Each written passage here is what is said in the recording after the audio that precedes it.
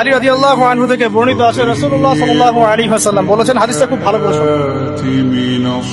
রাসূলুল্লাহ সাল্লাল্লাহু আলাইহি ওয়াসাল্লাম বলেছেন, যখন আমার উম্মত এই 15টা পাপে লিপ্ত হবে, এই 15টা পাপে লিপ্ত হবে, তখন তাদের উপর আল্লাহর পক্ষ থেকে আযাব এবং গজব আসতে শুরু করবে।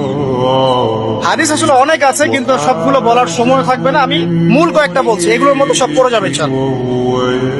যখন আমার উম্মত এই 15টা কাজ করবে, তখন তাদের উপর আল্লাহর পক্ষ থেকে আযাব এবং গজব অবধারিত আসবে। এক নাম্বার পাপ যখন এই উম্মতের মানুষ করবে, যখন তারা গনিমতের মালকে ব্যক্তিগত সম্পদ মনে করবে। গনিমতের মাল বোঝেন? রাষ্ট্রীয় সম্পদ, পাবলিক প্রপার্টি, এটাকে যখন মানুষ ব্যক্তিগত সম্পদ মনে করে ব্যবহার করা শুরু করে।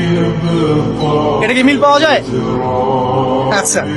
2 নাম্বার, যখন কারো কাছে আমানত রাখা হবে, আমানত, এবং সে এটাকে ব্যক্তিগত সম্পদ মনে করবে। বুঝতে পারছেন? আমানত রেখেছে,